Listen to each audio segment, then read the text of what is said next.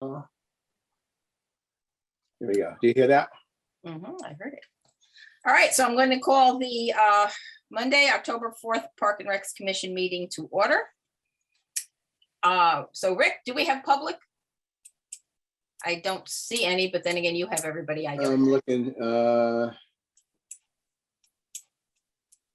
There's one in the waiting room. I don't know who that is. I don't see. For some reason, Lawrence, it says you're still joining, but you're here. Yeah. Me? I think we got everybody that's commented. So is John the only one missing then? Yeah, 1, 2, 3, 4, 5, 6, 7. Who else missing? John, who else? Should be 9. I think that's just John and Tara. Oh, Tara, she'll be late. Yeah, okay. Yeah. But you got a quorum. All right, so we have a quorum and we don't have any public forum, so we're good to go. Nobody there.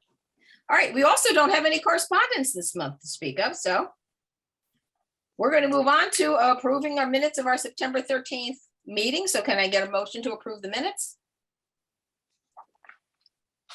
And John just joined us. Okay. But someone please make a motion to approve the minutes of the September 13th meeting.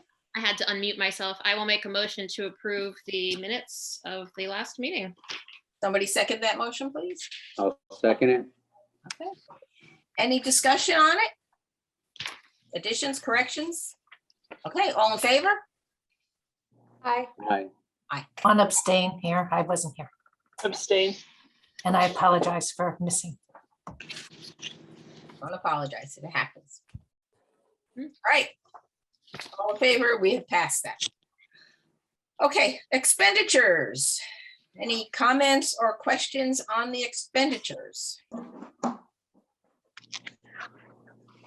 Oh, we're just moving right along, Nope. guys, aren't we? All right, motion to approve the expenditures. So moved. Second, I'll second.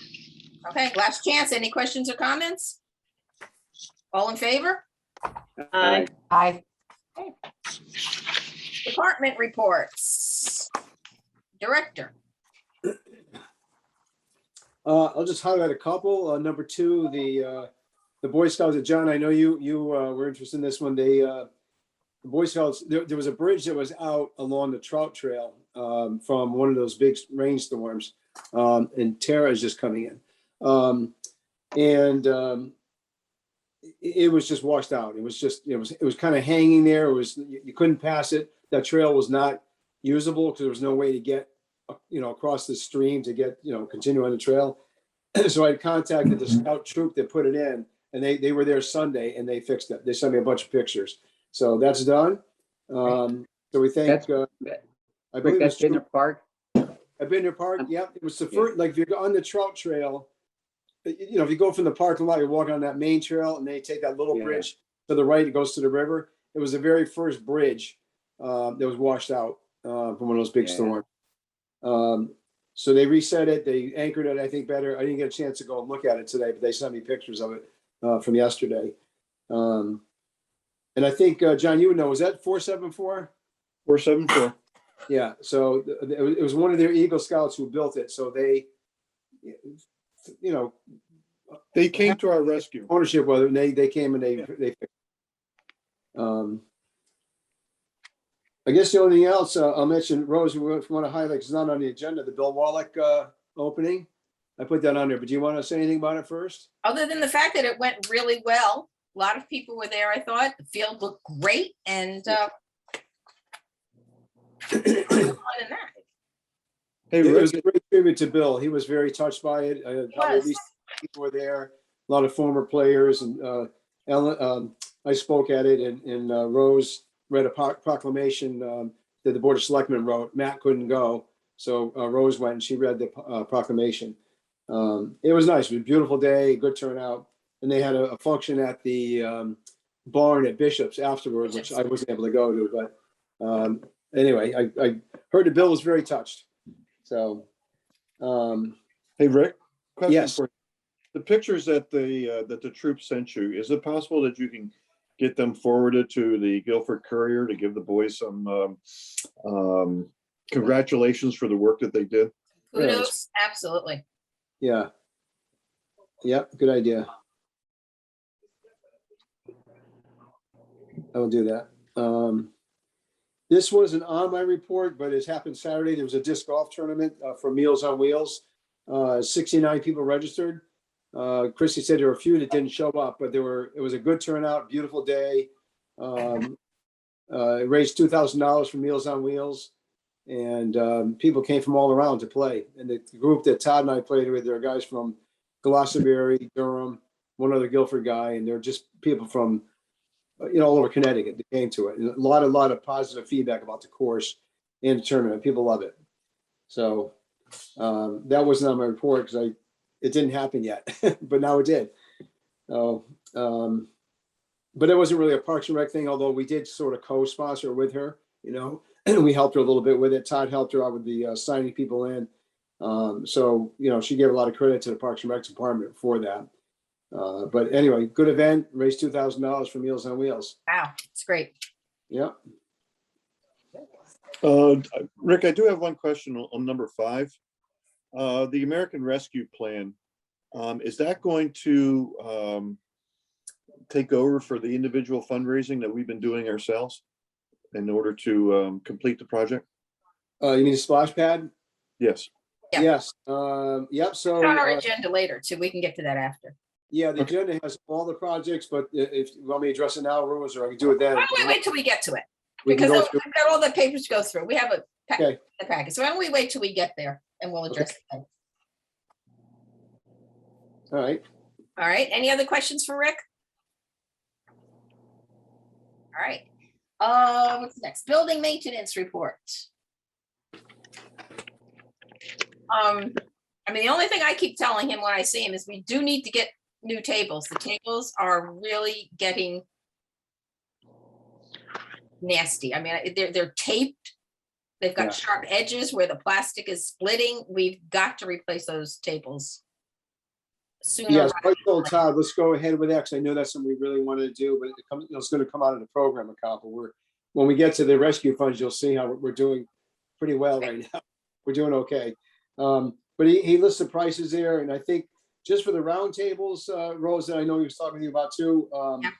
It's about a couple $1,000s, but I told him we also got to get the long ones too. Those are the ones Yes. that have cracks and tape on them. Both of them, yes, both of them are pretty. The round ones are very rickety. Yeah. They're shaky. And we have older people sitting, we have people leaning on them to get up. We really need to get good tables in there now. And the ones he's looking at, the tables have the legs are on the edges. So if somebody is sitting in a chair where a leg is, it's hard to straddle it. So the ones you're looking at, the legs are, I can't really describe it, but they're inside. Yeah. So you get your legs under there no matter where you're sitting. So they're nice options. And I told him today, let's go ahead, but let's get prices on the Long ones too, because we do need those and we, with the holiday season coming up, we use those long ones more, I think. Yeah. The only thing on his report I want to mention, which is really not our project at all, is the Monuckatuck room under building interior. I don't know if we mentioned this at the last meeting, but this is really being driven by Tony Sandercangelo, the IT guy at Town Hall, and Matt. They want to make that Monuckatuck room be, there's going to be monitors in there so you can have a live meeting, but also Zoom it. So it can go, people could sit like now, we could be meeting there right now and have commissioners there. And it can be live streamed, right? They'll be able to live stream too at the same time. So that's all being done by, not out of our budget, but they're upgrading that room for, like planning and zoning and Board of Finance and many of the other town meetings to go in there. But we can also do it with yoga classes. If we're still in this COVID thing still for a while, then people want to take the class in person, or if they want to do it online, they can do either way. It'd be hybrid. So they did all the wiring last week. We had to shut the room down for a week. We're open this week, but they're coming back for a week from Friday. They have to then put the camera up and the monitor and stuff. They didn't have that yet, but the wiring's done. And if you go in next time you're there, you'll see speakers hanging down. 6 speakers, but then these big microphones that look like speakers are hanging down from the ceiling. I think there are 4 of them hanging down. So it's a little different look, but it'll make that room hybrid. So We're still not sure how that's going to affect our meetings Right. because there is a yoga class that is in there while we have our meeting. So Mhm. we'll have to work around it somehow. Yeah, well, GCTV is still around, so, you know, we could still do what we normally have done. What we've normally done. Yeah, it's just another option. All right. Any other questions on Todd's report? Okay. Recreation supervisor. So this time it was Yes. Connor and Karen did it, and I won't go through it all, but you can see the numbers at Camp Monucket were really good this year. 120 a couple times, 119, 124. So we had really good numbers for camp. They're back up. You know, it's back. That was good because, you know, if you remember the previous year, we had to do it on a very reduced basis, and it was at the high school. The maximum that we could take was 40 kids per week, and so we were pretty much back to normal with that, and it was back at Jacobs Beach. And then Get Out, Way Out, again, numbers were good. 47, 44, those are all really good numbers. Last year, we couldn't even run that program. That's the trip camp. We did reduce it, though. It was just 2 days a week instead of 4 days. But it was very well received by kids. The learning pathways, that's the new one we did. They were asked by the Board of Ed, by the school superintendent to do. It was kids who were taking summer school, not summer school, but classes in the summer because they couldn't meet most of the year. And so they asked if we do a recreational component to that. We had 18 campers. I think it was a 1 month program. Pretty sure it was 4 weeks straight. And it was something new, and it worked out well. It was a cooperative thing with the Board of Ed. I think that's it on Terrence. And any questions on that before I go to Connor's report? Connor, as you know, he is involved with the aquatics part of it in seniors, helping Taylor with senior stuff, but he did a beach wrap up. The highlights here was that we did not do swim lessons this year again. And I think it was a wise choice because when you think about it, with swim lessons, the instructor is their face could be a foot away from the kid's face. You have to hold them. Think of what happens in water. Kids are spitting out water, and with COVID and everything, we just thought it's still probably safer for the kids and our guards not to do that this year. So we didn't. And we didn't have the paddle boats and kayaks available again, because again, at that point, we still would have had to disinfect them in between every use. And we just didn't want to put that burden on the guards. It was, they have enough to worry about. And as you know, last month, I think we had quite a few letters complimenting the lifeguards and the aquatic staff. So I think it's good we didn't do those things this year. But you look at the number of beach passes, the dollar amount especially, $78,495. I got to look back at what we were budgeted, but that was more than what we were budgeted to take in. So we did very, very well financially. Well, not us, goes to the town, but town did well financially by having the beaches open. But a lot of passes, about 3,000 passes sold. And if you remember, we didn't have daily fees. We stopped that last year. People could come for a day, but they had to pay the full amount. And a lot did that. Some did. If they came from out of state or out of town, they paid $70. That's the fee. And to my knowledge, nobody complained about it. Yeah, they did. But ironically, Rick, if you look at this, we made $10,000 more in 2020. We did. We did. Right. Last year was even more. That's right. Yep. But last year, I think we had a lot more of the out-of-staters coming. Remember, because it was a 15-foot rule. We couldn't be within 15 feet. Right. Hammonasset was closing out at 9 in the morning. Right. Well, that's true. Yep. My only guess is people were coming from New York, New Jersey to go to Hammonasset, Googled other beaches in the area, found Jacobs Beach, said, "Hey, I'm here. I'll pay the $70." And they did. So, but that's why I think we had more of that the previous season in 2020 than we did this year. More of the out-of-staters. So my other question, Rick, is just I guess a comment. The new grilling and tent rules. We didn't have any problems with that this year, did we? No. Everybody just got the point and stopped doing that. Okay. They, of course, the biggest problem you remember was at Quantapug, and so there were some, but they went in that grassy area. Perfect. I think the first weekend when there were a couple that were in the parking lot, our staff told them they couldn't do it there. They moved and it worked out okay. Good, great. Hey, Rick, I have a question for you. Is it possible that for the seniors and for the vets that maybe we can create a lifetime pass for them rather than having them pay every year?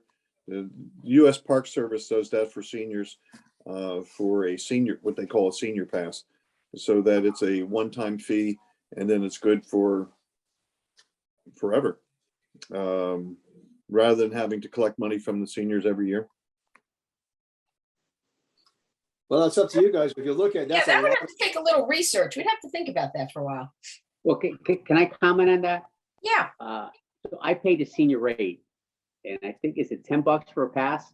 Yeah. I mean, I feel guilty only paying $10. I mean, it's $10 a year. I mean, you can't get cheaper than that. I mean, not a lot of money. So I don't know how we can go any cheaper than that. So the revenue loss from that, John, roughly would be about $3,000, I think. Because look at it, if you look at this year, about 1,300 resident passes, so that's $1,300. Mhm.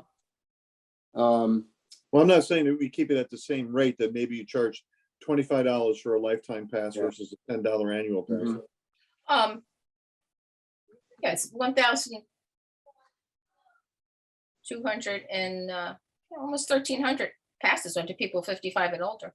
Right, I say we should raise it for seniors. $1,000. You know, 13. that's something we can start to think about. Yeah.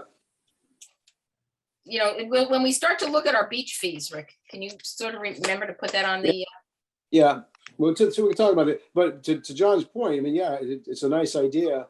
The big revenue will be in the first year, and then after that, our revenue is going to go way down, because if my math is right, it's $13,000 for residents, and then whatever 20 times 10, almost $23,000 of that was senior passes. So in future years, we wouldn't be putting that in anymore. Well, Yeah, I don't mean, forget, every year you have a new crop of seniors coming through too. True, true. the- not that Yeah. many, so though, the, Yeah. to me, the question is, not that many. we're paying, seniors paying $10 for a season pass. So the question is $10 a year too much? And it's not. I mean, that's the question. So we're saying is, oh, $10 a year is too, I guess that sounds like what John's saying, is $10 a year is too much to pay for a senior, which is, to me, No, I'm absurd. that's $10 a year is too much. nothing. That's That's two cups of coffee. That's 3 cups of coffee. discounts all over the place. So, from CVS to Big Y, Roberts gives a 15% discount every Tuesday. I'm just saying that rather than having somebody have to shell out money every year, you just give them a lifetime pass. You raise the cost of the pass to $25, $35, and that way you have you front loaded the revenue in the beginning, and then every year you may have more people come in, and the break even point comes in after the 4th year if you only do a 3-year program. I think, Rose, you're right. If when we start budget deliberations, which we're going to have to do probably, within a month or so, start talking about budget. That's something we should, if you want to, when we have that meeting, we should have more conversation if we want to do that. It doesn't have to be mandatory. I'm just saying you offer it as an option. You can either buy a 1-year pass or you can buy a lifetime pass for a higher rate, but then you won't have to worry about paying extra money out of your pocket for the between year 1 and year whenever, 2, 3, 4, 5, whenever you want to. How long you go on for 20 years. Absolutely. I plan to use it for another 20 years. All right. If we want to go in that direction, I'll talk with staff about it too. We obviously would have to be a different Let's color. get Somehow let's do a little research on it. Let's get a little information. Let's see if other towns are doing it and how it works out. And let's talk about it when we start to talk about our budget and passes and things like that. Okay. That's Sounds okay. reasonable. Okay. Seniors report. Anything? Any questions? Any comments on the seniors report, other than the lunches are increasing every month? More and more people are coming out. Yeah. So Rick, how many drivers are we deficient right now? Well, let me put it this way. We used to have 9, we have 5. Yeah, Okay, No, it wasn't 9, every day. It was, the most we ever had really was 3 or 4 in a day. But some of the guys can only work certain days. One of them drives in another town, so he can only do, his day. We're definitely behind the 8 ball. Terry had a great idea a few months ago when she came up with a van driver idea, because for them, they only need a passenger endorsement right. or license, but that takes 6 weeks to get from motor vehicles department. So we have one guy now, we have another guy that's hired, but he doesn't have the endorsement yet, so we can't use him yet. And we had one other one that we had hired, but that one, he decided not to do it. But it's a big help, having drivers with the CDL is better because they can drive a bus. But at least the van, they can, if you remember, we bought that van a bunch of years ago, so we're not driving all the way to North Guilford with a 20-passenger bus to pick up one person. It's just, Right. I never made a lot of sense. Or maybe to go to VA hospital in Well, that's West, right. take them in the van as long as they don't need a wheelchair. So it's a good idea. It's worked well. The other van that we just bought, the recreation van, we're looking to get that registered so that can be used as a backup passenger vehicle if we need it. Right now, we can't use it for that purpose because it has GU plates on it, Town of Guilford plates. It has to be registered as a passenger vehicle. So Terry's looking at doing that to get that registered. So that'll be just a backup if we need it. If something went wrong with the other van we have, we're stuck. We have no way of getting people. And she has So been turning down. how many buses do we have, Rick? We And- have right now functional 3. We had Okay. 5. There's 2 that really aren't working well. And how many So- vans? 3 buses and how many vans? Well, 1 van that we can use right now, but it will be 2. Okay, so of the 3 buses that we're using, and you say they're 20 passenger, what is the capacity? I mean, are they half full? Are they 1/4 full? Is it No. possible that in the future, instead of getting a bus, that we can stay with the vans? And that way we would have more flexibility with the drivers? I suggested that and one of the problems I think we talked about was the vans are not necessarily handicapped accessible, right? But we could get them so that they do have steps so that we could use them for the majority of people. Yeah, one of the problems to that point, Rose, with the white van we have, the Chrysler, is it's got a running board on the side. Right. And so if you're going with a walker, for example, maybe not Exactly. wheelchair, but a walker, if you can't get close enough to that seat, you know what I mean? You miss it. Or your butt, excuse me, but your rear end hits just the edge of the seat and you can't get in. I mean, I know from experience with my wife, I try to get her and things like Actually, John, I mean, I agree with you, John. I think, getting a couple of extra vans, because most of the time we don't fill up a bus. Right. I think it's a good idea, but we'd have to make sure the buses are available for people who can't get into a van. right. And they got the wheelchair lift. But the main, when they do fill up is when they go on trips. And, Terry does Exactly. not Yeah. as much during COVID, but probably almost every week they're going somewhere. Yeah. And normally you need to take 2 buses because there are 30 or There's 40 people. A lot of going. people going, exactly. And Yeah. so I've driven to some because the buses are full, but Well, I'm for jumping for ahead. the everyday trips to the doctors and Yeah. things, if somebody doesn't have a wheelchair or a walker, a van is to me sort of a logical vehicle to take, easier than trying to drive a bus into New Haven. Well, I You know might be jumping ahead of myself here, but, and I, since we're just talking about, we can talk about it later, but if we could use the American Rescue Plan's funding for another van rather than one of the other projects that's on there, maybe that would be to our benefit in order to increase the participation of getting our seniors where they need to be.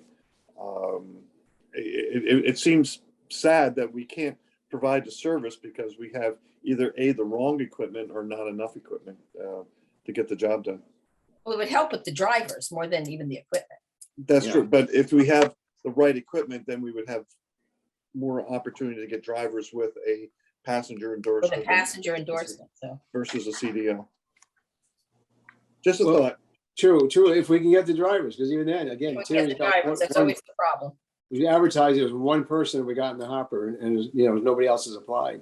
I But know. one good news, I won't mention the name because it's not official yet, but one of the public works guys told me he's retiring in December or January, and he may be interested in driving a bus. Oh, And that would be perfect because public works guys know all the roads, right? And he's got, And he's got the endorsement, right? yeah, right.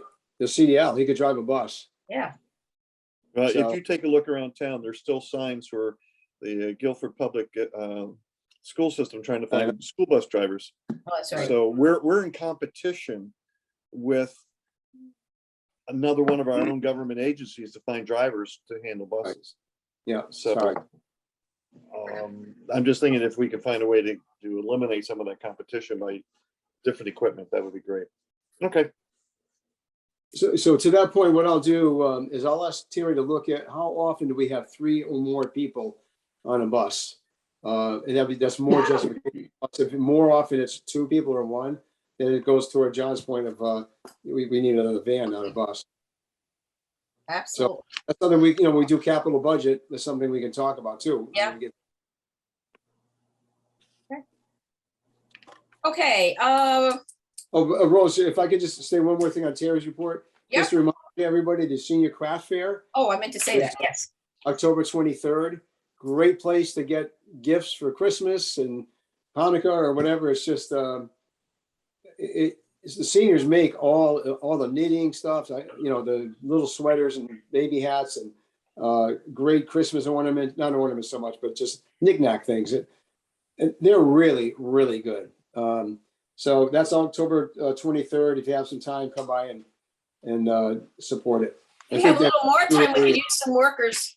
Yeah. So if you can volunteer some time to work, let Terry know, that would be great.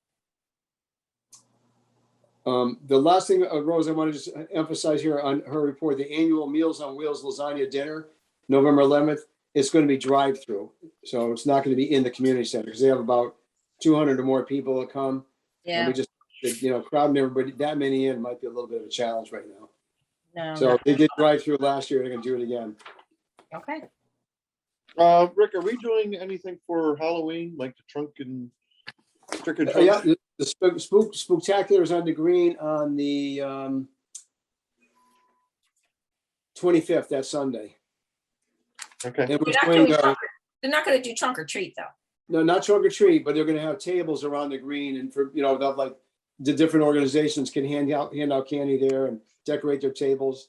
And there'll be entertainment, a magician. There's a Scarecrow Contest right now. That's on the south end of the green. There are scarecrows lined up there. A lot of the businesses and other town departments set them up last week. In the window painting, window decorating, that was, I think it's all done.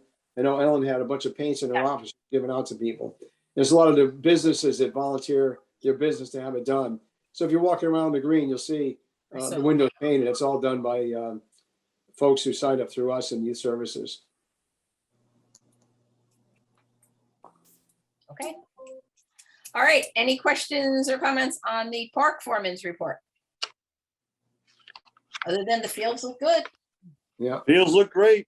I was working our fields this weekend and by God, they were awesome. Awesome. I don't know how else to describe them. They're in great shape. If there's only one thing that we wish we could do is find a way to get rid of the yellow jackets. Oh my goodness. They are just swarming both Leet and Cox. Yeah. And you don't have any trash barrels out there, so they're not going after the trash barrels, but boy, they are just they're terrible. But a good thing, we need them. We don't want to get rid of all the yellow jackets. Sure. Nah, get rid of them. They I saw, unfortunately, I saw 3 kids stung this weekend. Yeah. And all of them were under the age of 5. They just have no natural defense to get rid of them. Yeah, it's Yeah, one of our guys was doing some work at the sixth fairway at the disc golf course, weed whacking some of the little brush coming back up. And he got stung and he ran literally about a quarter mile all the way to number 12. They followed him the whole way, kept chasing Oh, after him. God. He got stung 7 times. Oh, is he all right? And then he was out he was a seasonal guy. He was out and then he quit. He was out the next day and he didn't come back. So that's the other thing on Tony's report. Every month, it's true. He mentions they're doing everything they can with low staffing. We still have a guy out on workers' comp since May. We're now trying to bring him back in for some work to do something. And he should have 3 seasonal guys right now. We have 1. And we have 1 that's going to start next Tuesday. So we'll be down 1 plus 1 full-time guy, the workers' comp guy, unless he comes back. So, I mean, think about that. That's 80 man hours, having 2 people down. It's 80 man hours a week of work we can't get done because we don't have the guys.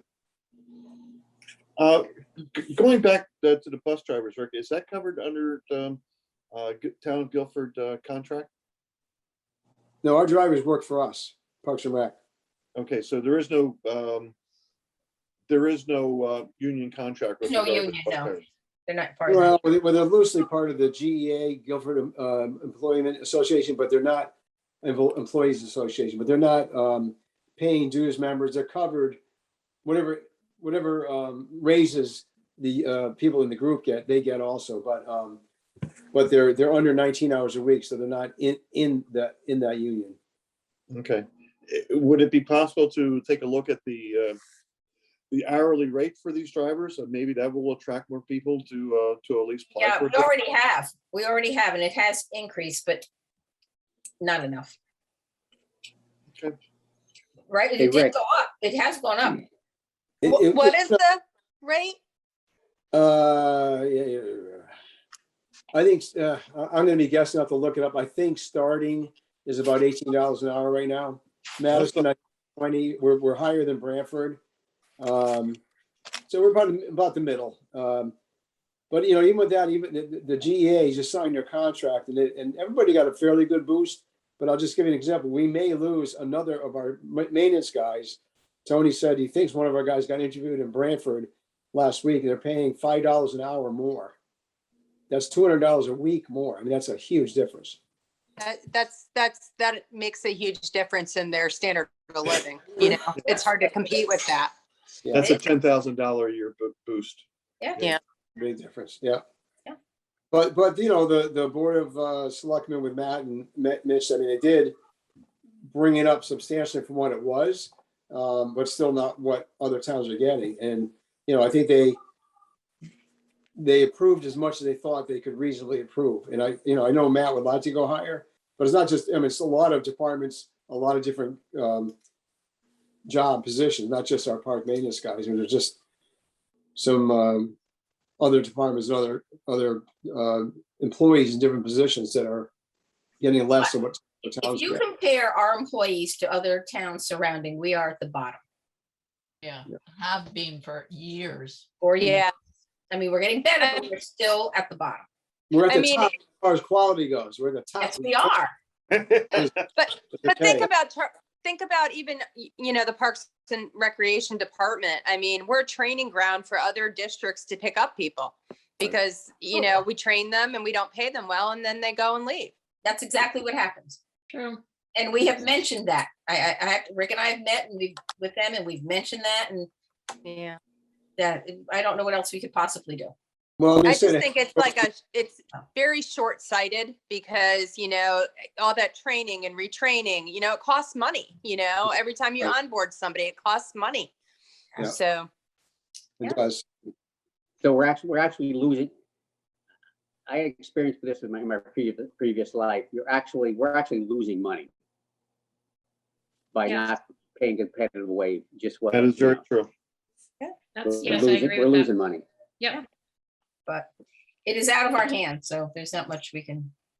I mean, we've asked. It's not for want of begging and asking, believe me. Yeah, but we seem to do a lot of that. Yes, we do. Rick, Well, another question regarding Anthony's report. When will we bring in the rest of the trash barrels and ask the porta potty company to pick up their units for the winter. It's usually November sometime, John. I have a list and I send them out to the Porta John company. I give them a date to take everything in there we can take in. Some we leave out.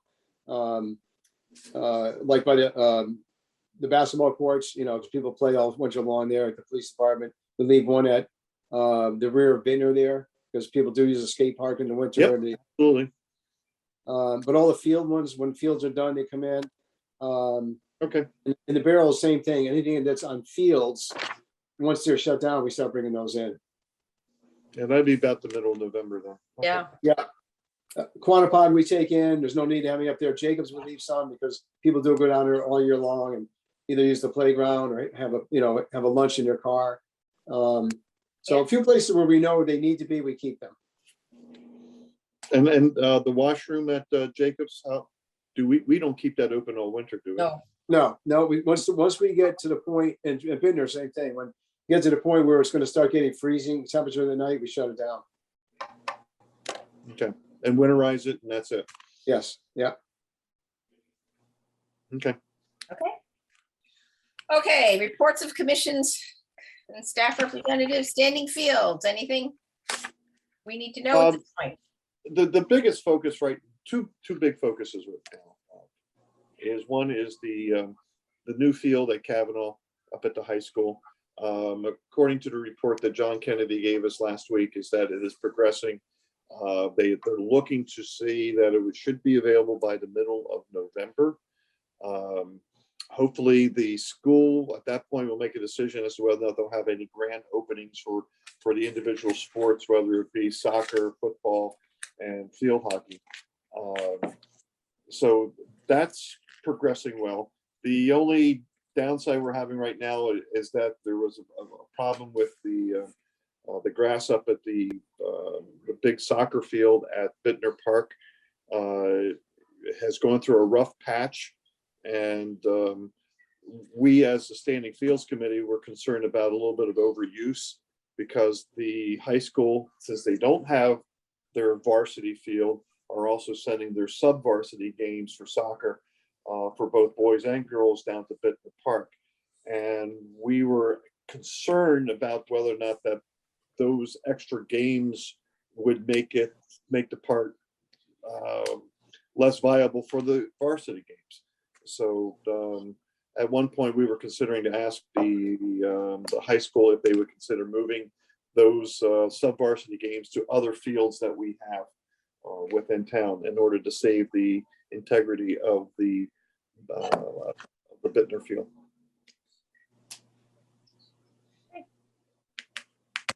Green Committee.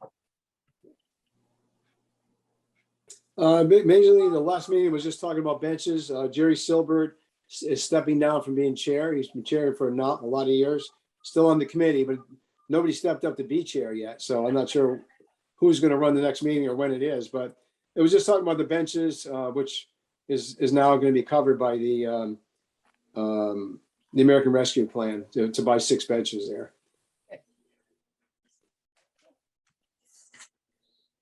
Land acquisition, I know. Nothing to report. Just a- Big report. We're not allowed to say much. That's right, you're not, everything's in executive session, so. I mean, there's a bit out there, but there's just nothing. I mean, I could read you the minutes from last, but there's just like nothing I think that matters to Park and Rec. So, Okay, just to refresh my memory, is the next door property the 52 Church Street? yes, Okay, so that's covered on the agenda later getting on. there. Yes, we are. Thank you. Splash Pad, Claire, do you want to say anything now, or do you want to wait till we get to the American Rescue Plan? I'd say wait, since I'm just gonna repeating that, so. Okay, that's fine. All right, pickleball courts. Amen, done. They are done. Grand opening is Yeehaw. Tuesday at 2:00. People have been using them. You can see scuff marks, sneaker marks on them. October give when up- at 2:00? Tell me again.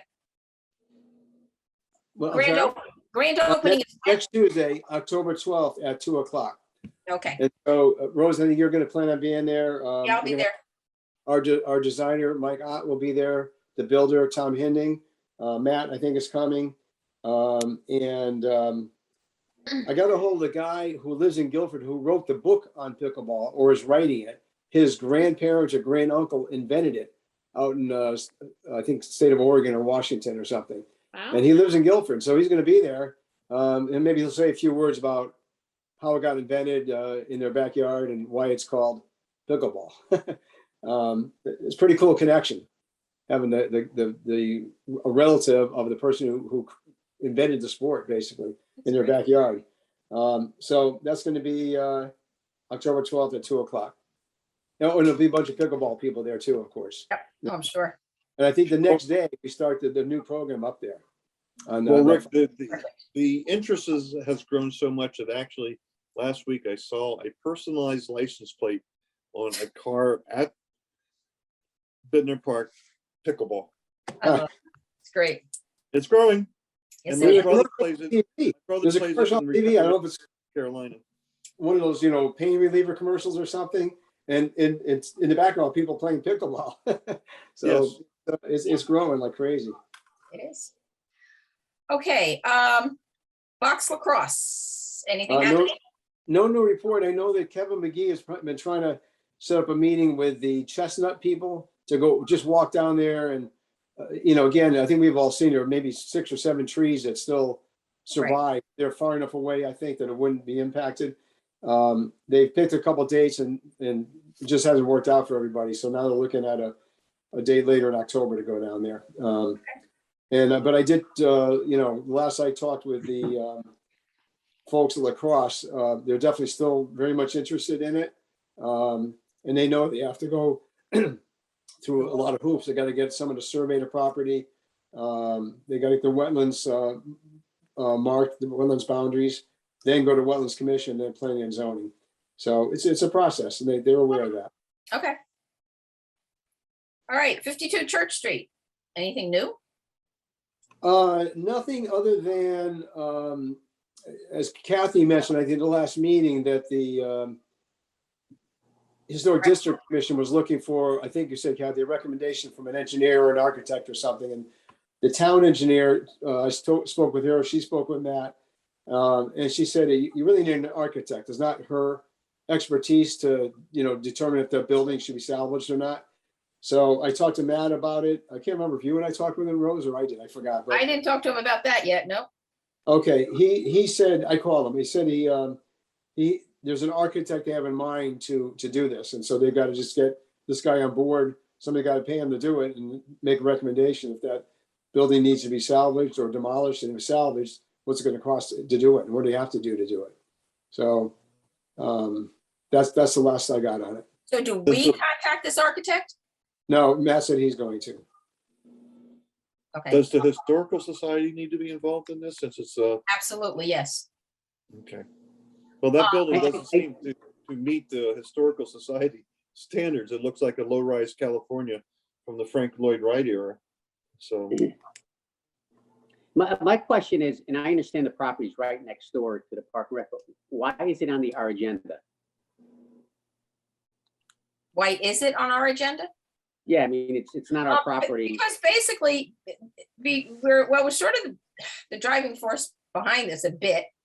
And I have to tell you, last Friday when I was collecting money for the lunch, I must have had a dozen people come up to me and say, we couldn't find a place to park. We can't park. We can't walk. We can't park. And so I think we're sort of trying to get town hall to meet the needs of our seniors who cannot get to the community center. The parking lot fills up and there's no place for them to go. Yeah, I mentioned this before. I don't want to see a parking lot there. Yeah, no, we're aware. I know. And I just want to, voice my opinion again. Right. For the record. Yep. And not to go off on a tangent, but the automobile has caused a lot of environmental damage. And one of the big reasons is we keep accommodating the automobile, right? And part of it's being lazy, part of it's being selfish. We have to look at future generations. Is it better served for this community to have a parking lot there or a park, some open space, some green space? I mean, So Lawrence, we expect, I haven't finished yet. We expect to go someplace and we don't want to walk more than 20 feet. Well, But- you know, But that's you're being lazy. speaking about seniors and who may not have the mobility that you do. Hear me out, hear me out. Then get a handicap spot. All right? There If we aren't have a that big many. event- If we have a big event, okay, then maybe we shouldn't have it at the Park and Rec. Maybe we should have it at one of the schools. I'm just saying, for future generations, all right, we're better served for our community to have a park there, not a parking lot. I parked at the town hall and I didn't realize how big the parking lot is at the town hall. Well, when push comes to shove, I guess you're gonna have to walk a couple blocks. I mean, this attitude of I can't walk more than 20 feet, we've been, you know, that's been an attitude for 100 years. And this is the big reason why we're in environmental problems right now, because people refuse to walk more than 20 feet. We got to think ahead of time. And I think it's a poor use of a piece of property to stick a parking lot there. Well, for the Right? record, It's I gonna be empty completely Saturdays, disagree with Sundays. you. I I know, and completely that's fine. disagree with you. I don't think it's compassionate to the seniors that use the community center. And I really love that it's a hub for the senior citizens in the area. And I know you voiced this repeatedly, but the fact is forcing seniors to have to park way far away is just not an empathetic thing to do. I agree, Suzanne. You know, just to address this on another level, I do not believe that in any of the plans that we have in our mind is that we're going to go in there, level it down and make it all asphalt. I mean, my understanding is that we will have trees, we will have some grassy areas. It'll be attractive. It will not be a, you know, totally concrete parking lot. Yeah. Zoning Well, I don't- requires that you plant trees in a parking lot. Exactly. So it's going to have some aesthetics to it. I mean, it's not going to just, you know, plow down everything and just fill it up with cars. And in fact, we may have the building there too. So, you know, we may be limited by what they can do there. So one thing is, I think I mentioned last meeting that we did open up that wall. We did open up that little wall, yeah. And so now when people do walk across and sorry, countering what you just said, Lois, but they can walk straight, have a straight shot rather than have to go through the All the mud. way around. That helps a bit too, You yeah. can't put any stone in there or anything. It does get muddy. So anyway, it's easier access. And there were 12 cars parked there last Tuesday when we had a SIL program. So they're using it. They have to. There's the other time it fills up. You're right. Yeah. Okay, Can I just bring something up? Sorry. yeah. Just, there was a mention of handicap spaces. How many handicap spaces, I'm sorry if I should know this, or we talked about it, are at the community center now? 4. 4. So like, is that some regulation thing? Because I know we're talking about this and I agree that we need parking situations for the seniors, but then are there more that could be put in? I don't know if that would somehow help or no. I don't know how much it would help. I mean, the handicap ones are by the back door. Yeah. For a lot of people, if they can get near the front door, they can walk in. Yeah. You know what I mean? I So mean, I'm just thinking about it because it just, you know, side doors. I it mean, does prevent probably people who are, you know, yeah, it wouldn't hurt to have a couple more. yeah. I think when there's a code, a standard for how many you have to have for Yeah. how many spaces, or, you know, like at Jacobs Beach too, we have to have a number there because of the number of spaces. But, and it might have changed, the ADA regulation, it might be different now, that's a valid point. But when it was put in, the number of spaces, I believe it's 85 spaces or 84 with 4 handicap spaces. The downside though, if you make more handicap parking, is when there are times when there are no handicap people there. Yeah. No, a handicapped person can park anywhere they want. I believe me, I know, because I have one. And Right. And so, you know, you just have to figure it out and get there. But Yeah. there are No. plenty of other spaces that are close by, you know, fairly close to a door, so it's not a long walk. And a lot of people that do come who are somewhat disabled come on the bus, so they get dropped off right there, right at the back door. I was But my question. just curious. So Yeah. can I, okay, so the thing is, Rose, I think the gist I get, you're pushing for a parking lot, right? And you're speaking for the Park and Rec Board, correct? So my question is, I'd like to know, I mean, is it a consensus here? I Who would like to believe see a we parking lot? voted on this a long time ago. Didn't we take a vote on this a while ago that we were going to support a parking lot? No, well- I think if we go back in the minutes, it's there. I'm sure we took a vote on this. I know, I'm fairly certain the town purchased it. But When it was purchased, it was for additional parking. right. That's what went through the Board of Selectmen, Lawrence. Yeah, but if Rose, if you're pushing it as the board wants to. Actually, I'm pushing it for the parking lot seniors. there. I'm not pushing it necessarily for the board, Larry. I'm pushing it for the seniors.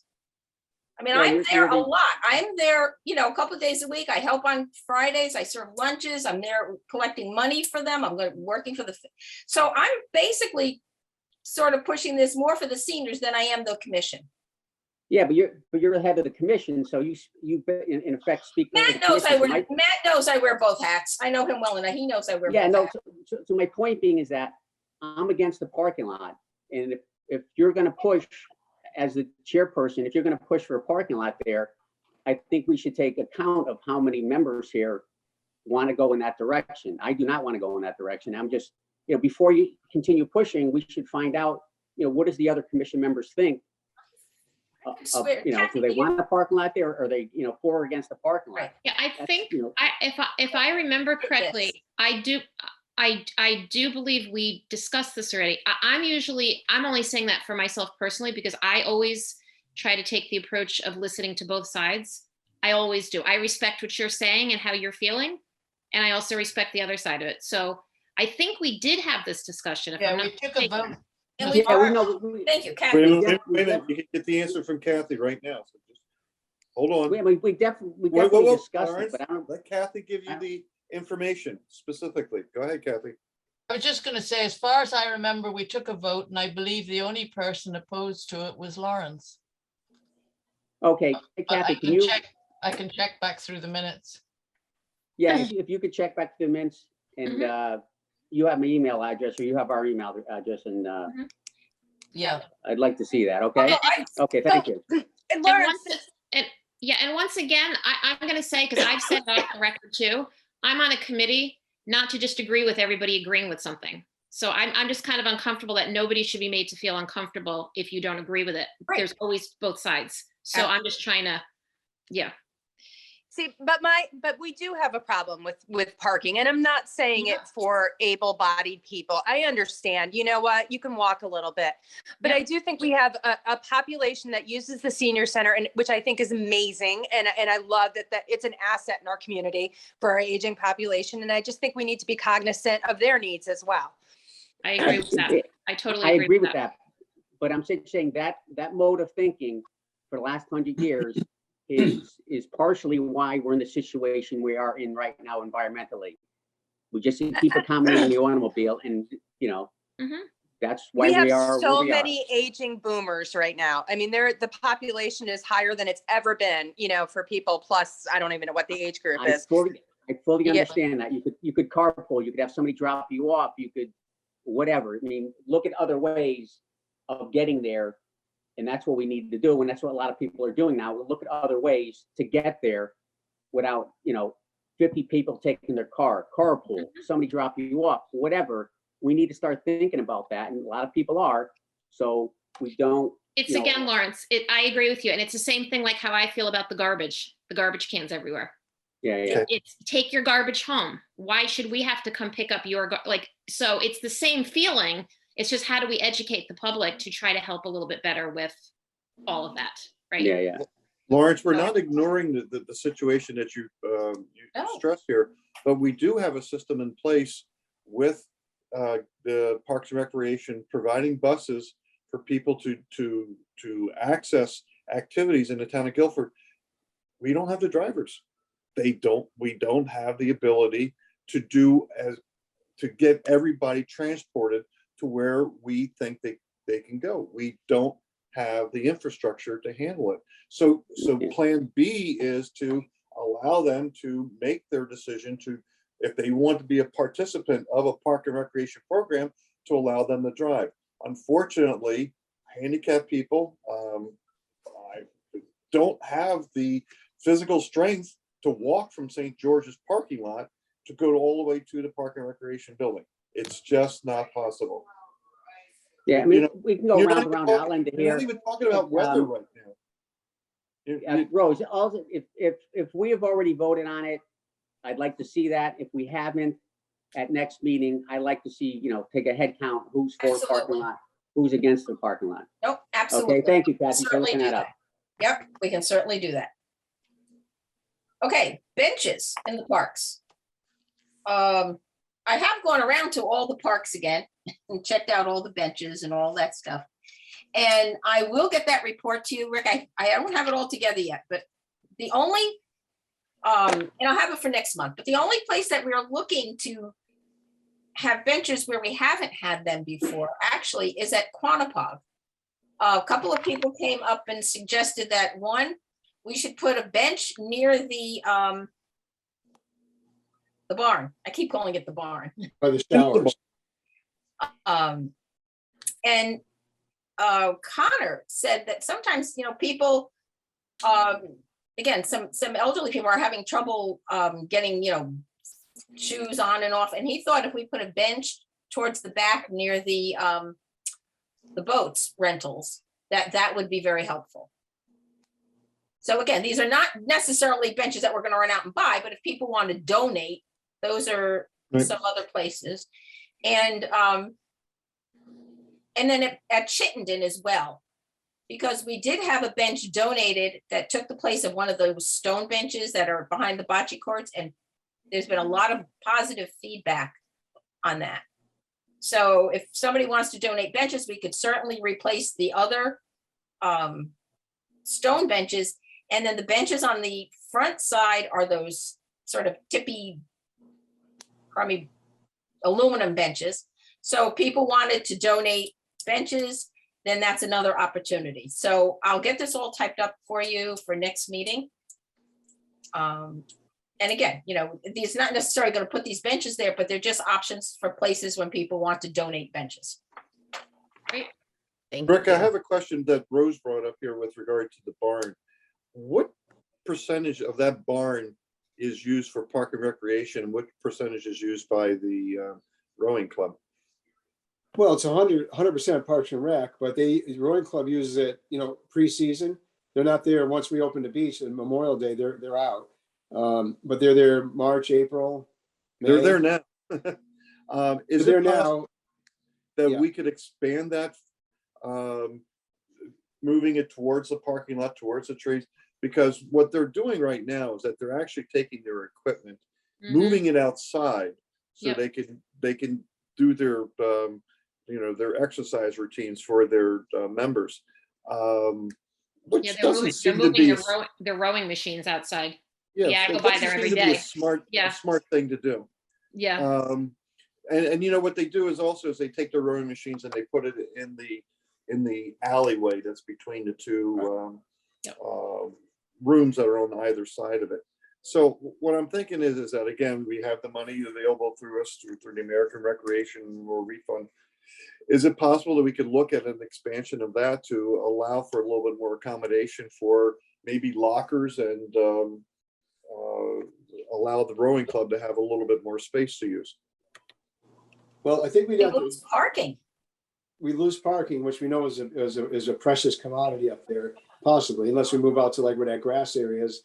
But I would like to find out maybe from the coach, if the rowing machines out, is that more of a function of COVID? And they'd rather be outside than inside with those exercise machines. Because they've been using them inside ever since they started there, in the breezeway there. So I would like to find out, Tara, or Diane, do you have, is one of your kids on the rowing team? You son? no. I go by there every day now with my work where I'm in the office now. So I actually stop there sometimes on the way home. I'm working in Middlefield and I just stop and I enjoy watching them out on the lake and stuff. But I've noticed, they've been pulling the rowing machines outside. And again, it might be because, I don't know, it might be because the weather's nice. It might be because of the COVID stuff. Who knows? Maybe they just prefer that. Who knows? I don't know. Why don't you check into that, Rick, and let us Yeah, know? yeah. But thanks for the thought, John. But I'll definitely find out if that is the reason they're doing that. Okay, sounds cool. Okay. Need to know. Okay, new business, the American Rescue Plan. Woohoo! Free money. There's no such thing as. No free such money. thing as free money. Yeah. No. Nope. Yeah. The deductions in my paycheck prove that. That's right. So I got an email, all department heads got an email from Mary Jane, the finance director, a couple of weeks ago that it was like on a Thursday and they needed by the next day a list of projects. So I didn't have time to like call you guys or have a special meeting or something. But most of what's on here is 5-year capital plans that we've all approved anyway. So there are projects that commission has said, yeah, we want to do this going forward. So the good news is the 4 that we can do immediately are, and you all got a copy of this, right? Right. Yep. So the first one is splash pad. That one we can open that splash pad this summer if we can get. Oh, I'm sorry. I don't know. Claire wanted to talk. Claire, do you want to talk about a splash pad? I'm sorry. Go for it, Claire. Well, I'm just like super excited to say that it's happening. It's finally Yay. happening. So the money that was given from this rescue plan is going to pay for the splash pad. So I don't know the breaking the ground dates or anything like that. I'm just very excited to say that it's going to finally happen. Awesome. So where we are with it, we've been in contact with Tom Tavella, the designer, to get the final specifications, plans to build it and the blueprints, final ones. And then there's a company that he's recommended we work with, but you can only work with them if they're on a state bid, and they're not. But they're on a Massachusetts education bid. It's called MHEC.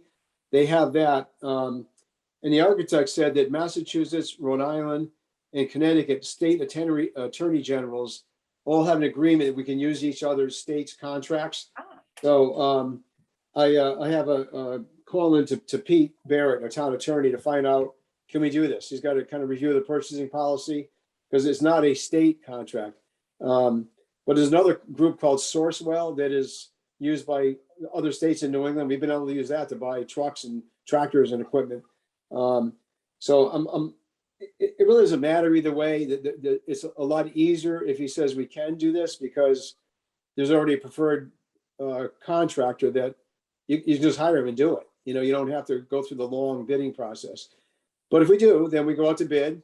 We can do it either way. But we've all decided we want to do this like ASAP because it could take 3 to, how everything is with materials, it could take 3 to 5 months Just to get stuff. And yes, stuff. right. So I kind of want to get this out to bid in November for construction in March. So it's really not like we have a lot of time. I mean, we do and we don't. But to get this done before, if we can get it done by Memorial Day, that'd be great. At the very least, before camp starts, it has to, because you can't have construction going down there when camp's happening and when people packing the beach. So that's where it is. He's on board to do it, and I think Pete's been on vacation. So when he's back, I'm sure hopefully this week I'll be able to talk to him and see if we can go with that, whatever direction he says we got to go. Bidding is not a problem. We can do it, but there is a bidder who has this through the Massachusetts contract that everybody knows and has a lot of confidence in. So we'll see what he says, and we'll go whatever direction we have to go. So that's 183,000. That includes the expanded parking. So Claire, that wasn't part of the cost of the splash pad, but we added in what Tom Tavella thought if we do the guardrail, where we put the rope, caution tape up or stakes that people knocked down last year. Those would be guardrail like we already have in the other expanded parking. So it'll look nice. It'll be permanent, going on that grassy area just north of the picnic pavilion. So it'll formalize it better than what it is now. It'll look a lot better than stakes and rope. So that's a go. Upgrading the septic system at Jacobs is a go. We didn't have the cost at the time, but I got it after I put this out from Sonia Marino, our health director. $25,000 is what that would cost. So that's approved. Again, that's something we'd like to get going this fall or by the latest early spring. So it's ready to go when we open up April, or whenever we open those bathrooms. That's a definite go. If you go down to Bidner Park enhancements, they approved the $40,000 for the restrooms. That would be upgrading all the fixtures in there to be touchless faucets, touchless toilets. John, I think you talked to somebody who was disabled, and they talked to you about lowering the paper towel dispenser, I think. Yes. Dispenser, so we would do all that. We'd like to paint the floor in here to be like the floor at Jacobs, which is a real nice texturized surface, and it's attractive looking floor. And it'd be all new partitions, and then a new roof. And we're working on getting a price for the roof right now. Todd and Steve Neidorf are looking into that. So that's a definite go. And then 6 benches on the green, which is really green committee. It's really not Parks and Rec, but the green committee was supportive of that. And they don't have a staff person, so I just put it in. I mean, I'm the staff person with the green committee. I just threw that in there under our whole package here. And my understanding is that the Board of Selectmen approved going ahead immediately with those 4. But all the rest, they've approved in concept. We have 4 years to spend this money. Okay. So it fits right into the capital plan we have, really. So if we had budgeted demolishing the tennis courts at Adams in our 5-year plan, say next year, well, we can probably still do it, but it's coming out of this instead of the town paying for it. So the only thing that's new, and it's actually next on the agenda, the basketball court, but we can talk about that after, unless you have any questions. Oh, the Showmobile. Yeah. Showmobile is almost, when do we get that? Mid-90s, so it's probably about 25, 26 years old. It gets used a lot. It really does. You all know how much we use it. But it's looking old. There's a lot of rust on it. The gaskets don't hold water out anymore. The water gets in, drips on the back of that beautiful mural in the back there, and it starts, it's drip marks, and the paint chips off. It still works, and can we use it another year or two? Yeah, we could. But at some point, it's not going to work anymore. The hydraulics are going to go. But it's been a great piece of equipment to have. When we bought that, it was $51,000. It's now like $190,000. So big difference from what it was. So Rick, let me ask you something. So this is what you submitted. Yeah. And basically they've okayed the concept of these things, but the only things that they have actually said we could go ahead and do were the splash pad, the septic system, the restrooms. And the benches. Yeah, that we can do that in this fiscal year, like right now. Okay, so basically we can't do the stage this fiscal year. We'd have to wait till next year. We'd have to then prioritize. Again. Right.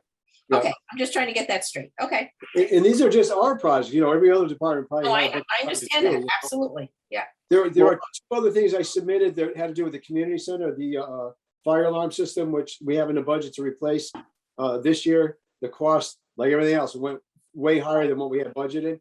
But they took those out because the American Rescue Plan, they know that you can do park improvements, park enhancements. Right. Because those are building. They weren't sure that would really qualify, so Okay. they pulled it out, which they'll fund it with town money. It's just, it's going to happen eventually, but Okay. this stuff will all be under the rescue plan. Rick, I noticed that we don't have anything in here like capital equipment for replacing a lawnmower or any of the other park maintenance equipment. Was that not eligible to be part of this parks enhancement plan? I agree, that's correct. Or I believe that's correct, John. I think it's things that the community directly benefits from, like a new playground at Jacobs Beach or splash pad. The people in the community have a direct benefit. Yeah, you could say by mowing the fields, there's a direct benefit, but I think it's capital improvements to facilities, parks that qualify. That's the narrowly defined description that we have to follow them. Right. Yeah, and so because you guys talked about it earlier, I'm going to ask Mary Jane, well, what about buses? I have a feeling the answer is probably no, because that's equipment, buses or van, like we talked earlier. Can we think about maybe getting that covered? But I think, again, at this point, that they're saying things that qualify are lost revenue. So that's the other thing on the other page we'll look at in a minute. Right. Lost revenue we can recover from last year, 2020. I also talked to Mary Jane about what about this year, because we still can't be full full in our fitness classes. So we're actually losing some money in our fitness classes right now. We opted to keep them going because we think people need them rather than cancel, and because we're short 8 people or whatever. Ellen and I talked about, let's do it. Let's just keep going. It's important for those people who are doing it. And some of these instructors stayed with us through COVID, and we're going to now say to them, well, we have 5 less people than we need to break even, so we're going to cancel it.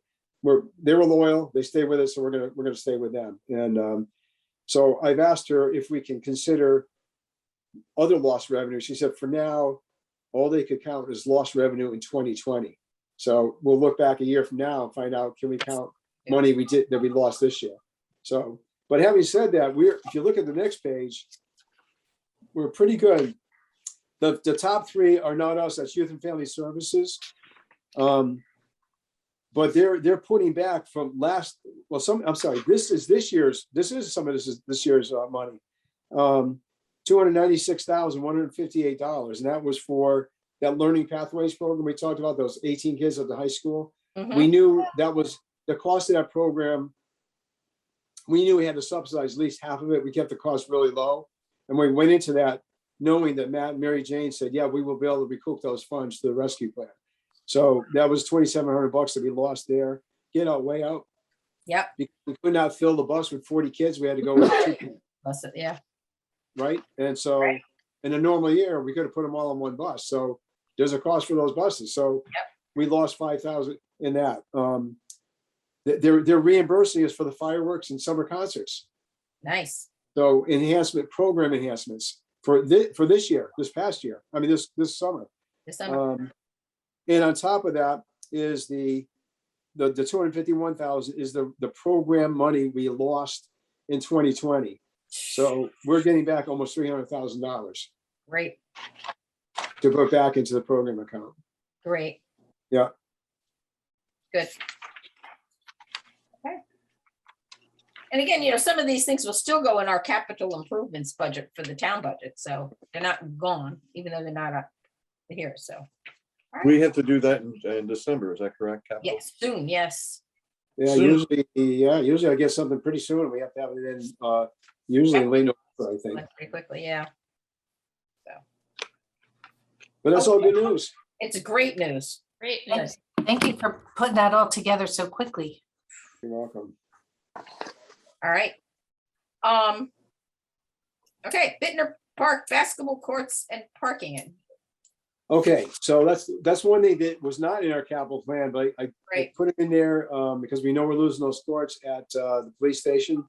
There's $340,000 in that rescue plan.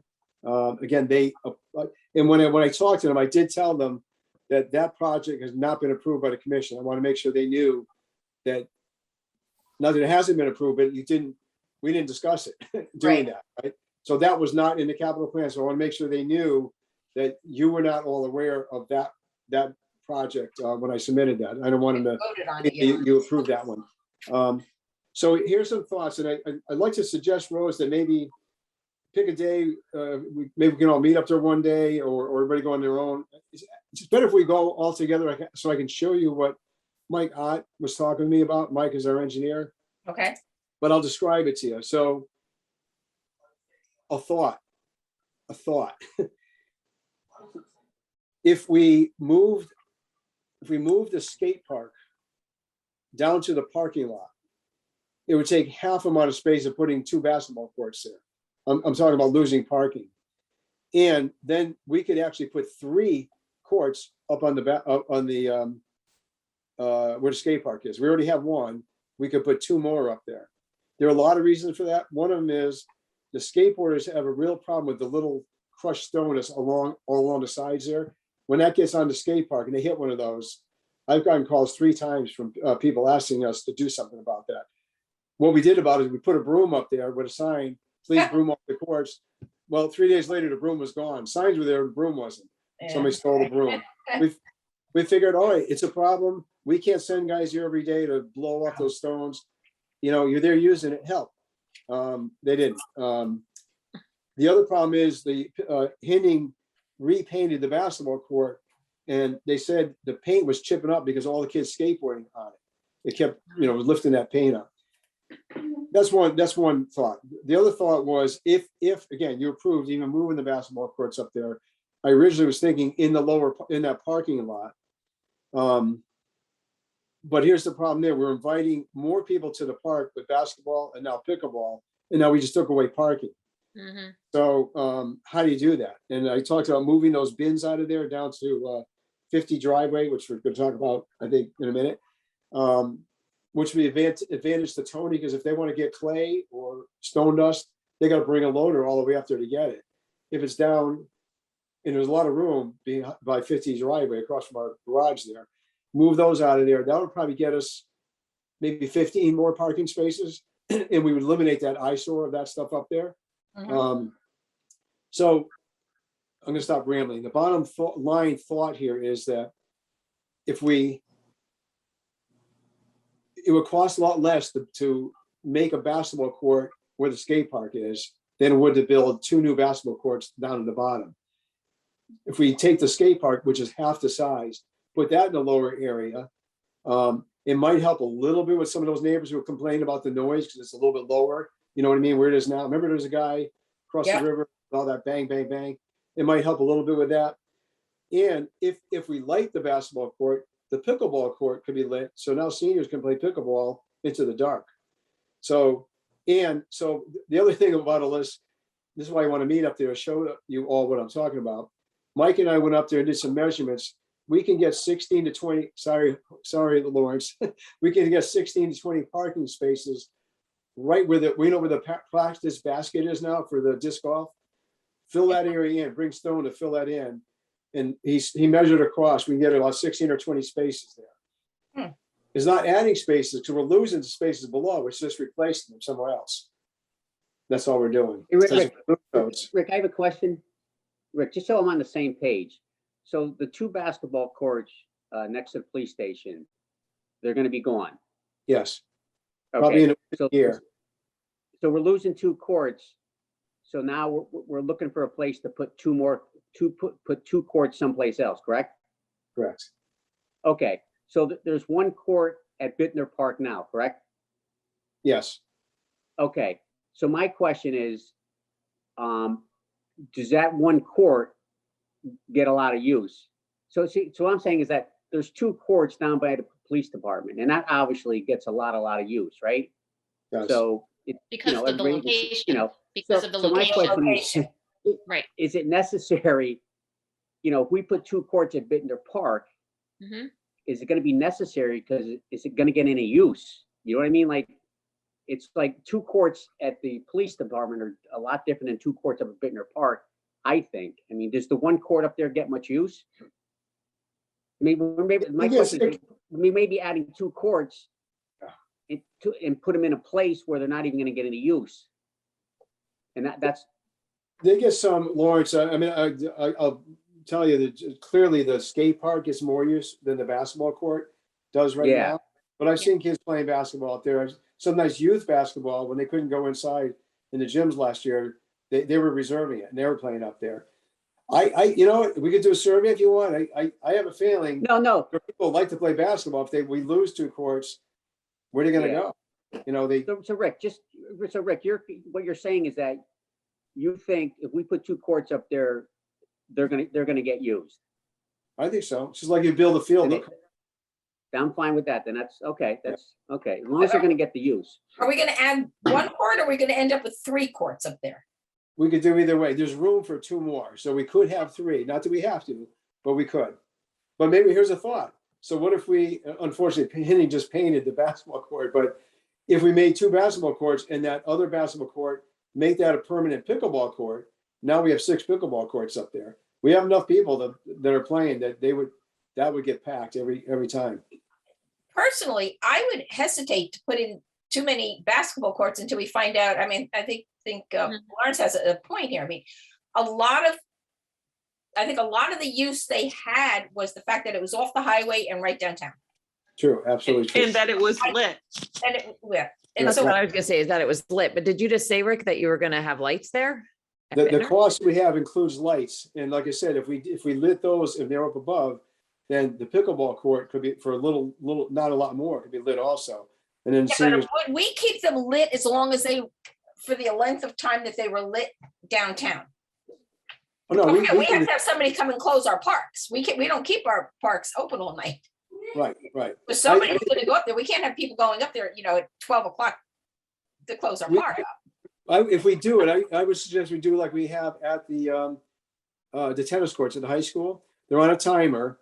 And if you want to play, you have to press a button to turn them on. A little yellow light comes on 10 minutes before. They're only on for an hour. So they're not just staying on. They only go on if you press a button. So they can't be on all night or anything. Well, And you that's can the shut it light, off at 9:30. but the light itself isn't my concern as much as the park will not be open as late as it was over by the police station, right? Because that was open all the time. Yeah. A former police chief used to leave those lights on until 2 a.m. The current chief shuts them off at 9 or 9:30. Okay. So we would, if we did, we had to be reasonable. I think 9:30 would be the max. Okay, but I think, before we invest in too much money into it, I'd love to just, I don't know, just sort of go with it for now and see if it does get more use. If I could pipe in, and I mean this, I'm not trying to be funny, I'm dead serious. If you want a good place for the courts, the 2 courts you're losing, put them at 52 Church Street. It's not big enough. We might be able to maybe get one there. And you never be able to put lights there, Lawrence, because of the neighbors. You wouldn't be able to do it. No, I know. Yeah, no, definitely without lights. Yeah, without lights. It gets dark, you can't play basketball. And Rick, that I have a purpose. question about the skate park. So you said that right now that it's getting little rocks on it from the path, From this, from the sides, and it's Oh, like no, no. little pebbles. The showmobile. No, on the skate park, you said that you put a broom because it was getting little pebbles or rocks. Oh, I'm sorry. I thought you said rust. I'm sorry. Oh, Those no. little pebbles, yeah, the rocks. Yeah, sorry. So, I got how is moving it down to the bottom gonna prevent that unless we pave that bottom parking lot? Because the bottom parking lot is still rocks. well, we Yeah. wouldn't put stone around the outside edges like we did up there. Okay. You have to pave Yeah. the skate park. There's no way that you can have a skate park on gravel. No, I understand that, John. I'm talking about the rocks around it. My kids go to the skate park. I'm well aware of that. Okay, I'm sorry. But the rocks, that parking lot is all stone around it, so it wouldn't change unless we paved the whole parking lot.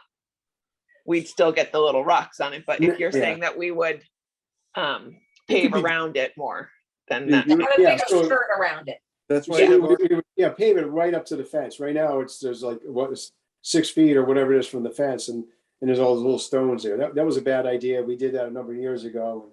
It was wood chips before that, and the wood chips were tough because it was, again, they were getting on there even more so when it rained. They would just wash on there, and then That doesn't Weeds become were a going up through liability.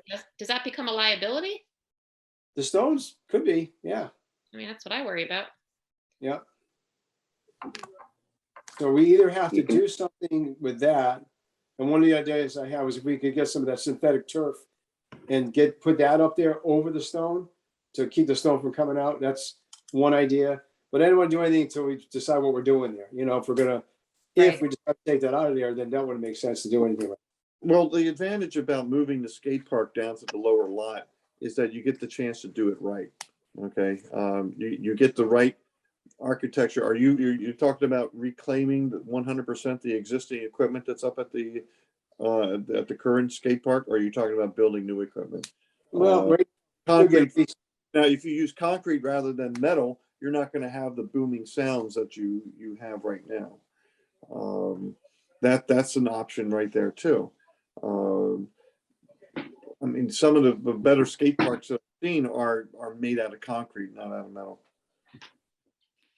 Rick, that skate park, I mean, I've been up there. It looks like it's in excellent shape, right? it is. Yeah. So I can't see if it's in good shape. I could understand if it was in bad shape, get rid of it now. But if it's in great shape, it seems asinine to to move it. I mean, you're talking a lot of money. If it's in good shape, leave it there. I mean, It's about 16 years old. They originally said it would have a 20-year life. So, from there, when I say there, the company bought it from, you know, it's got 4 years on it, but we've been doing things to maintain it. We've painted it. We've, scraped out rust, repainted, and it is in pretty good shape. And I'll tell you, the skateboarders, they really love it there because they love that concrete. It's much better than the asphalt. It's smoother. It gets a really good amount of use. I mean, all ages. When we were up there with the disc golf tournament on Saturday, there were 2 or 3 guys I'd say were probably in their early 20s skateboarding. I've seen fathers up there with their little kids, either skateboarding or on those little razor scooter things. I've seen as many 20 kids there at sometimes on a Sunday afternoon. It gets good use. It really does. It sounds like if it's not broke, don't fix it. Yeah. Rick, do we know when, and maybe it is already, I don't really go downtown anymore.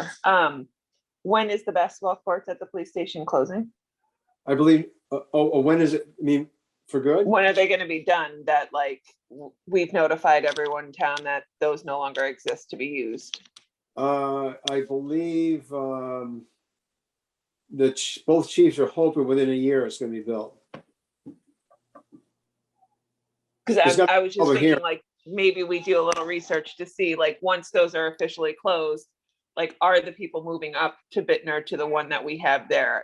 Have we advertised to say these are being closed, but don't forget we have the ones at Bittner, and and just kind of try to track the flow there, because I mean, I know that I feel like you too, if you build it, they will come. But I also feel like Lawrence, like our skate park is in really good condition because your team has done an amazing job the last 16 years of keeping it together. It is used a lot currently and by my children all the time. So if it's not, like Lauren said, if it's not broken, don't fix it. And I'd hate to build 2 basketball courts and move that and find out the basketball courts don't get used. Right. And then we just turn those to pickleball courts and it's like, well, I don't know, everything just goes like flows. Pickleball is hot right now, but is it going to be hot in, 10 years? Right. I don't know. I think think we started when we have 200 people playing pickleball now. I think that like to also have a variety of a lot of different activities, not just focusing on just pickleball or just basketball, or I think it's nice to just have a little bit of a variety for different things. Right. And I also wouldn't lose, I personally don't think it would be smart to lose any more parking, because I think the parking there is a problem when there's little league games going on and soccer games going on. And I think we had talked about that, with people parking in the Meridian in the middle and like all over the place. So I don't think it would benefit losing any parking spots there. Right. Well, that's why I say I think we can gain some up top. You can get 16 or 20 spaces there. Yeah. Which again could be for pickleball, skate park, people playing disc golf. I mean, it just adds more parking. Because to your point, if there's a high school soccer game going on, we're not doing much with softball right now. But if softball comes back again and 3 little league games, John, people are parked all the way back there for that. Yeah. Well, I still everybody else recommendation that we find some way of restricting the parking around the driveway as it enters in and keeping people off the circle where the flagpole is or where our sign is. I mean, because it just makes me frustrated to see all these Lawrence able-bodied people parking wherever they damn well please on the grass down by the Little League fields. Now, these are people who can walk and don't. That's the ones that bother me.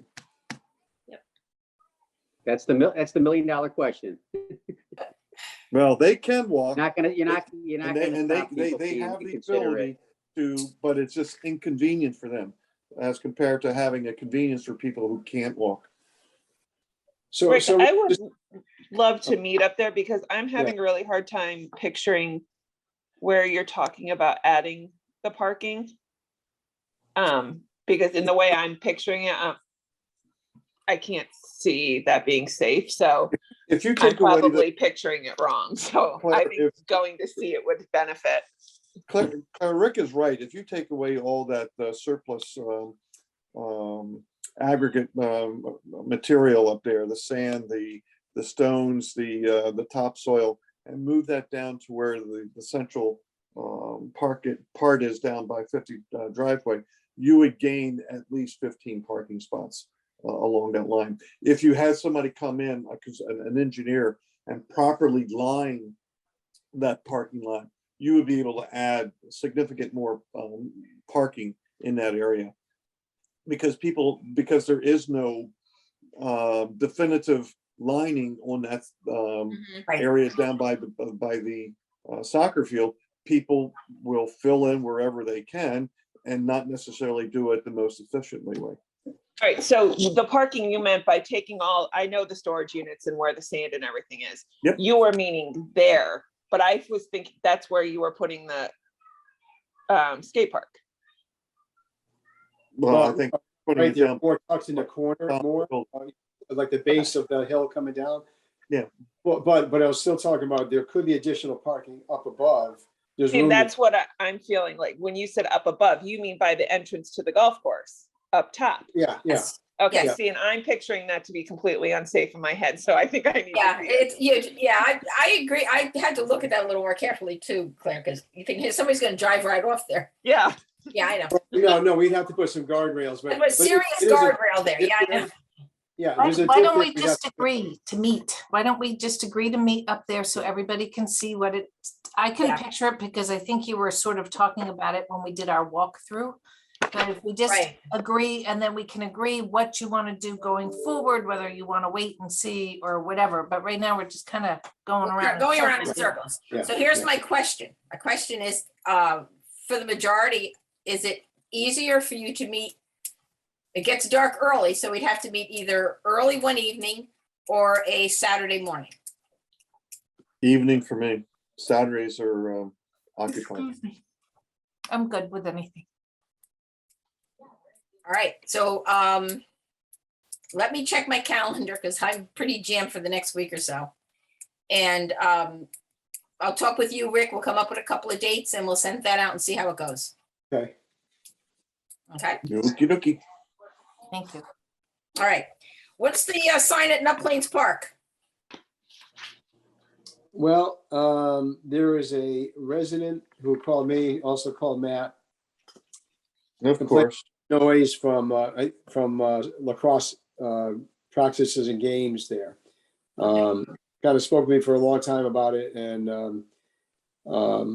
there aren't games right now, it's just practices, but concerned about the whistles and people yelling, coaches yelling, she says at the top of their lungs, and it's a park, we hear about this from other folks sometimes next to a park. I explained that to her and said that we have almost all of our parks or fields are right next to where somebody lives. I mean, Jacobs Beach, Chittenden, Long Hill, Adams, Leet, Lower Cox, pretty much all of them. Yeah. Chittenden.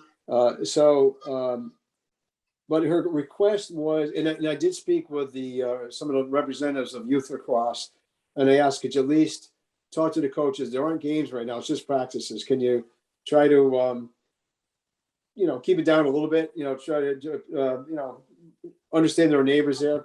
But the person requested that we put a sign up that something to the effect that respect neighbors, keep down the noise or, something. But I said, I'd bring it up, because that's, if we put a sign somewhere, it's not up to me, it's up to the commission. I'm not trying to pass it off on you, but it's true. If we put a sign, you guys have to say, okay. But I think that my opinion, if we open up a can of worms, and we can do that in every Oh my God, park. we have to put one at every park. Yeah.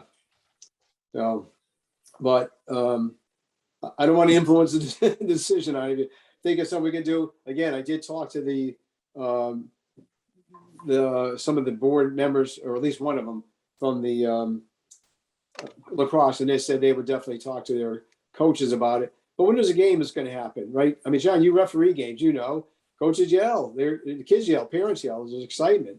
And referees blow whistles, okay? Yeah. That's part of our job. How late are they there? Well, now, not late at all, because it's dark at 6:30. Well, let's say in the middle of summer. Are they there till 9, 10 o'clock at night? No, maybe 8:30. Okay. Yeah. Okay. But the person Rick, mentioned Rick, that's the only complaint. they can't eat a picnic out in their backyard because it's too loud, they said. No, that's the only one complaint. The same person contacted me when the scoreboard went in. Scoreboard does have a loud horn. Like, between periods, I think, right? Is it between periods, John? So it goes off like 3 times a game, I guess. It is loud.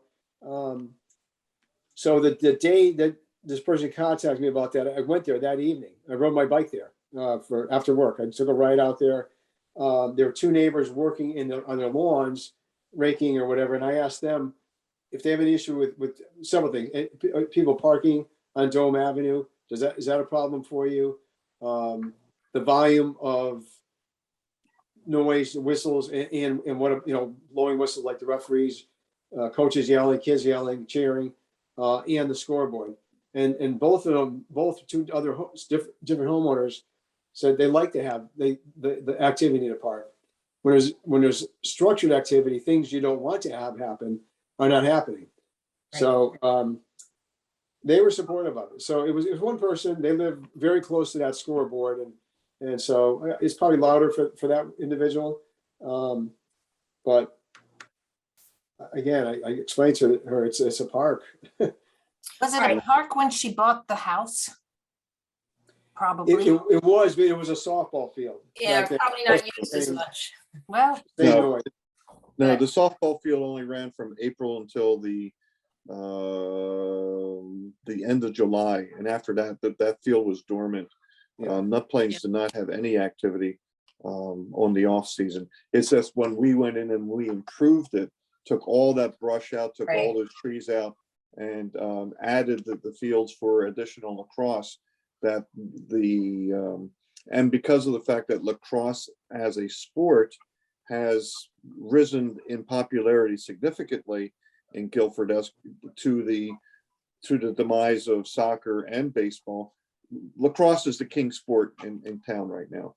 And so consequently, they have more kids, they have more activities, they have more coaches, they have more games than before.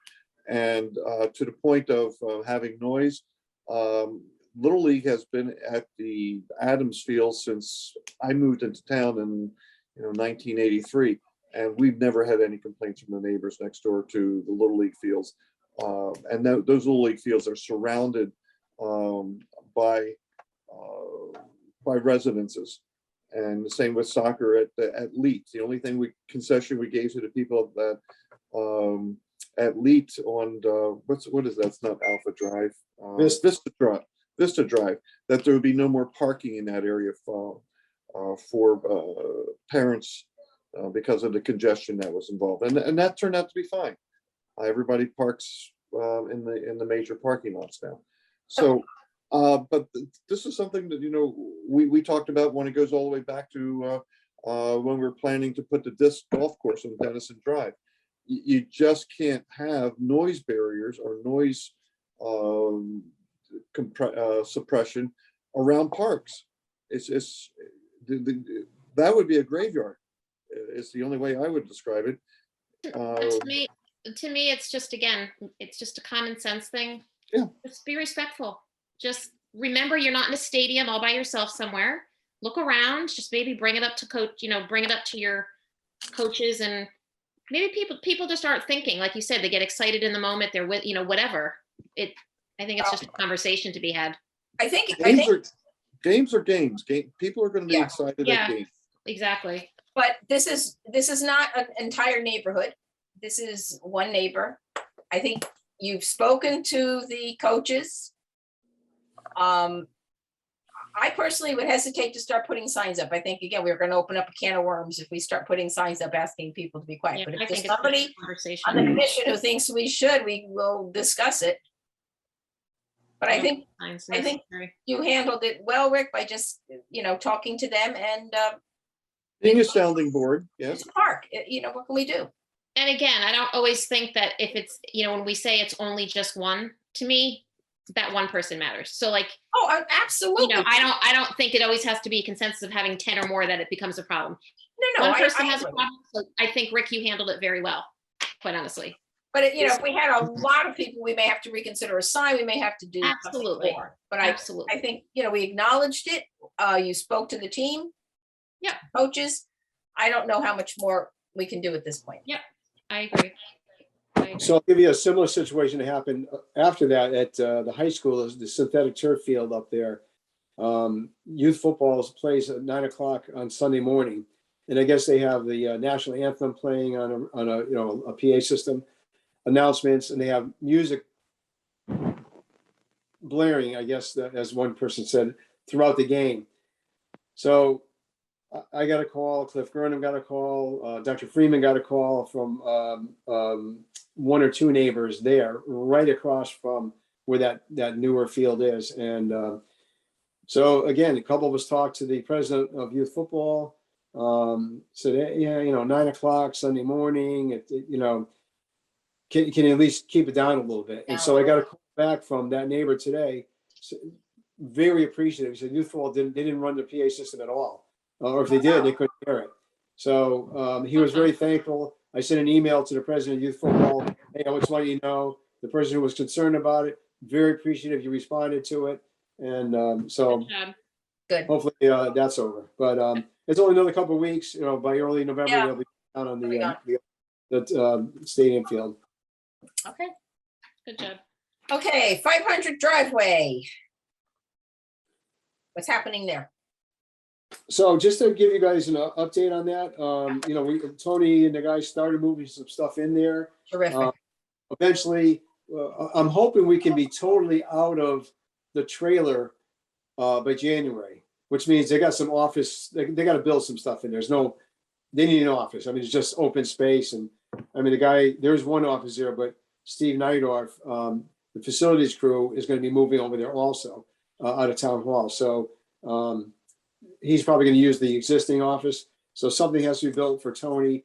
And it's, kind of a lunchroom. Again, not in the garage, a separate area for the guys. And then the good thing is we can get rid of that trailer, and I think I figured out we'll save about $6,000 if we can get out of there by January, because I think the lease is up in February.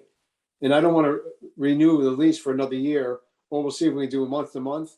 They might jack the price up on that, but we're paying $801 for the trailer, and then I think $195 a month to have it pumped out, the toilet part of it. And then in the winter, it's more, because then they have to bring a saline saltwater tank, because cold water it'll freeze through the hoses that go in there.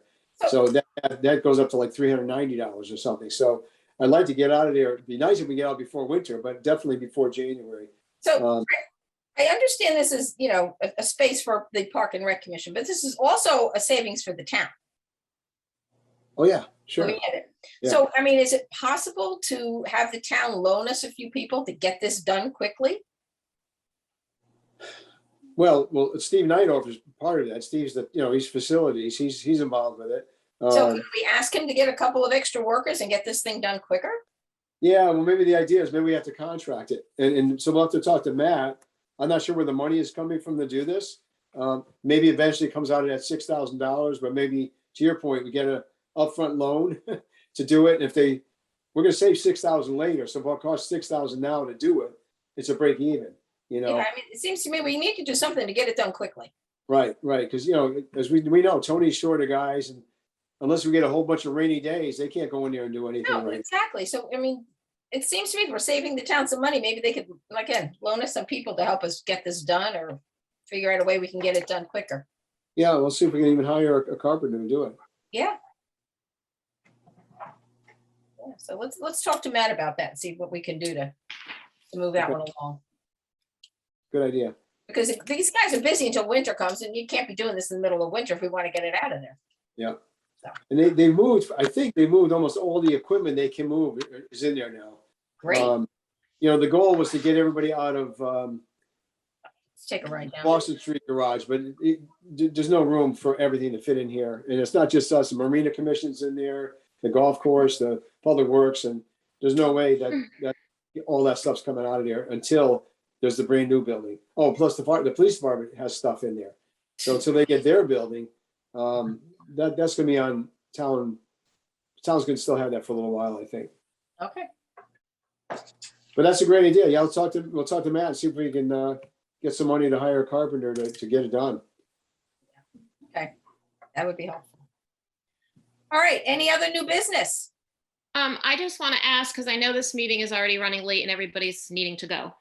Where are we with the we were going to go to the first selectman and the town attorney about the marijuana use in parks. Did we approach them? I believe the town has sort of put a moratorium on everything right now, haven't they, Rick? They did, yeah. One page of the Courier said that, yeah.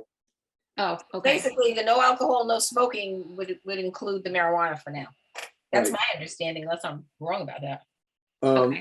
Yeah, So, my understanding that there's no town ordinance that specifies, you can't smoke on public grounds. And my understanding of it is that they're gonna they're in the process of putting a town ordinance in that says you can't smoke anything on town property. Wonderful, because I know Yeah, each, my understanding is, yeah, I'm on the Connecticut .gov site, and it just says contact your city or town for more information. In general, you won't be able to smoke or vape cannabis anywhere you can't smoke or vape tobacco. Right. Cities and towns may enact ordinances to regulate whether and where cannabis can be consumed in public. And it just says that it's already not allowed. It's prohibited in state parks and state beaches.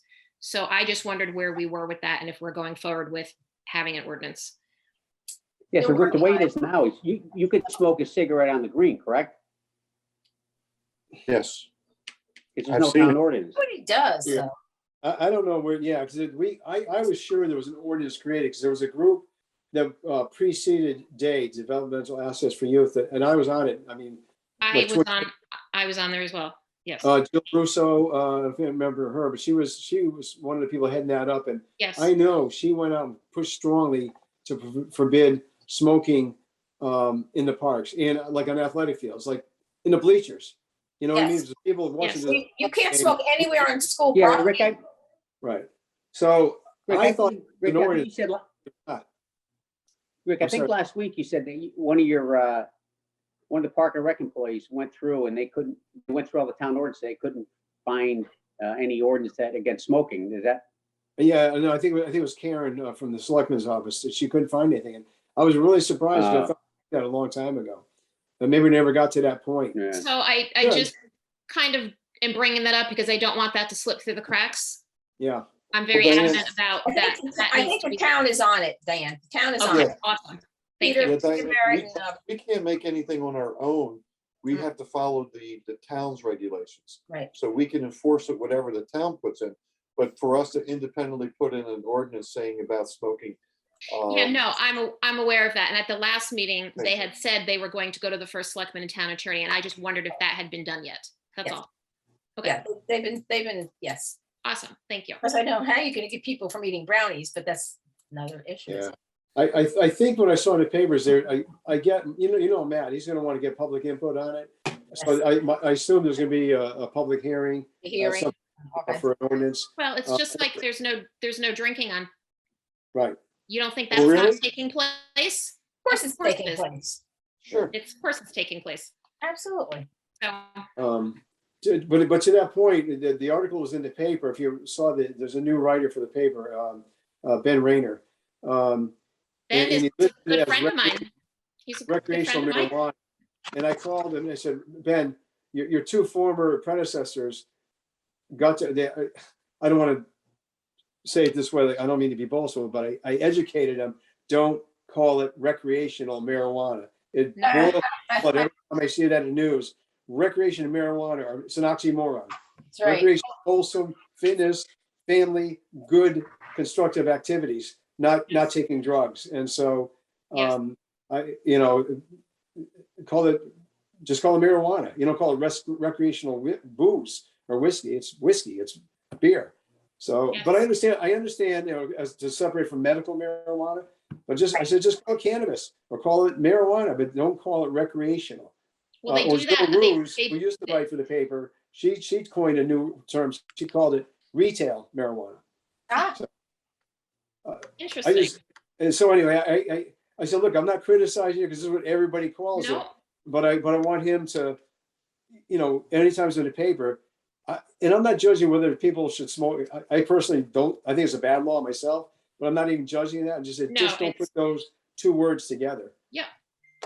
He 'Cause actually to told, me- he actually, I know Ben, he actually told me he spoke with you and he said, you're an awesome guy. And I said, he is. So it's all good, Rick. It's all good. But I think that, Yeah. you know, if you put recreation, kids think of recreation as camp and bike riding and fun, good things. Absolutely. You put that on a drug, now it's like, oh, this is a fun, good thing, right? Yep. It's just, to me, it makes no sense at all. Yeah, I appreciate you taking the time to do that. Rick, I just have one quick question. The dog park, is that everything running smoothly right there? Or is there any issues that we have to follow up on there? I guess it is. If there are issues, I always hear about it. I haven't lately. Other than the neighbor that I told you about for lacrosse was also complaining about the dogs barking there. No, I mean, if there's an issue, Catherine Kiernan usually emails me, tells me something, but I haven't seen anything in a while. So as far as I know, everything's going okay. Do people use the small dog portion of it? It just seems like everybody uses the right hand, large dog portion of it. That was definitely used more. The little, the small one's supposed to be for little dogs or old, dogs were like 13 years old that, don't want to be jumped on and, run around. I've seen it used, but there's no question. You can tell by the wear pattern, right? If you go to the big side, it's mud, it's all worn down. The other side is, weeds growing and stuff coming up out of the mulch there. You can definitely tell the difference just by the use. Okay. But- That was I had visited there a couple weeks back, and to me, it looked like that the large dog portion had been run down, and I didn't know. Our guys don't go in and put the new chips in, is that correct? If they ask us, say it's getting muddy, we'll take a loader up there and drop them in, but they get volunteers to spread them around. So Okay. we'll put piles, spread them in different places, and they get the volunteers to rake it. Okay, that's fine. Hey, anything else? That's it. Last chance, anybody? Nope. All right, can we get a motion to adjourn? Motion to adjourn. Second, I'll second. Second. all in favor? Aye. Aye. Thumbs up. Aye. Thank you all. Thank you, I everybody. will talk to Rick tomorrow. We'll try to, well, I'll be away tomorrow. I will call you, Rick, soon, and we'll get a couple of dates together and we'll get it out to everybody. Okay. And Tara, do you have a second to stay? I just want to ask you, you had a picnic, I think, last weekend. I just want to see how that went at Jacobs. Oh, yeah, And sure. goodbye, everybody. Down. So, I mean, we don't have to tape that part, but I'll turn the tape off and I just want to just Okay. ask you how it went. Yep. So you want me to turn off the tape now? Yes, we're Yeah. done. All right, later. Okay, Aye. good night, all. Good night. I Let me see if this stopped recording. I don't know how to know that. I might lose you, because I think I have to hit end to get the I recording. think off. it just There you go. You're done. Hit end. I think just hit the